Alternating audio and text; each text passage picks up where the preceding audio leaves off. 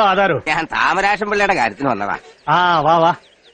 താമരാക്ഷൻ പിള്ളി പറമ്പ് തെരഞ്ഞു നിൽക്കാൻ തുടങ്ങിയിട്ട് മാസം ഒന്നായി. താമരാശൻ പിള്ളയെ പീസ് പീസാക്കി മാർക്കറ്റിൽ എത്തിക്കുന്ന കാര്യം ഞാൻ ഏറ്റു. ഒന്ന് കണ്ടോട്ടെ. ദേ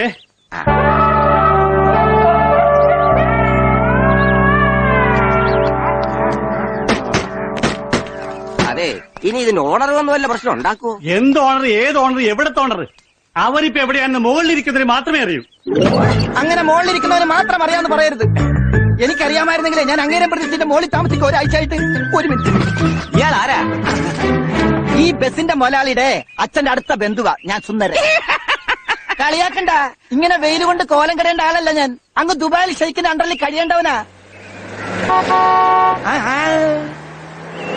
മൊയിലാളി ആയിരിക്കും. ബെൻസിലോ? ബെൻസിൽ വരണമെങ്കിലേ അവർ 7 ജന്മം ജനിക്കണം.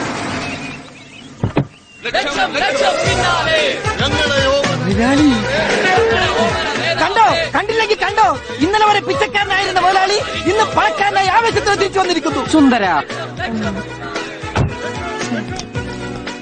Lift തന്നേനെ thanks. ചായ കുടിക്കാൻ എന്തെങ്കിലും? ഒന്നും വേണ്ട. അല്ല, എനിക്കെന്തെങ്കിലും തന്നിരുന്നെങ്കിൽ രാവിലെ ഒന്നും കഴിച്ചിട്ടില്ലേ? ഗിഫ്റ്റ് ആയിട്ട് തന്നാലും മതി. ഒന്ന് പോടോ. അല്ല, സൂക്ഷിച്ചൊക്കെ പോണേ, ഓപ്പോസിറ്റ് പാണ്ടിലോറ് വരുന്നതാ. ഉണ്ണികൃഷ്ണ, ആ ക്യാഷ് എടുത്ത് അയാളെ അങ്ങാറ്റിലേക്ക് തള്ളു. ആക്രാന്തം തീരട്ടെ. എടാ, നമ്മുടെ വണ്ടി പൊളിക്കാൻ പോണേരുന്നടാ. സുന്ദര, സ്റ്റോപ്പ്. കാശ് തരാൻ സ്വല്പം വൈകിയെന്ന് കരുതി ദ്രോഹിക്കരുത്. എങ്ങനെ മനസ്സ് വന്നു ഇത്ര മനോഹരമായി ഈ വണ്ടി തല്ലിപ്പൊളിക്കാൻ? പോടോ. എന്റെ അവറ മുതലാളി, എന്റെ അച്ഛന്റെ ഓർമ്മയ്ക്കായുള്ള ലാസ്റ്റ് എവിഡൻസ് ആണ് ഈ ബസ്. അത് തുടരുത്. എന്നെയും തുടരുത്. സോറി. രൂപ താടോ. രൂപ?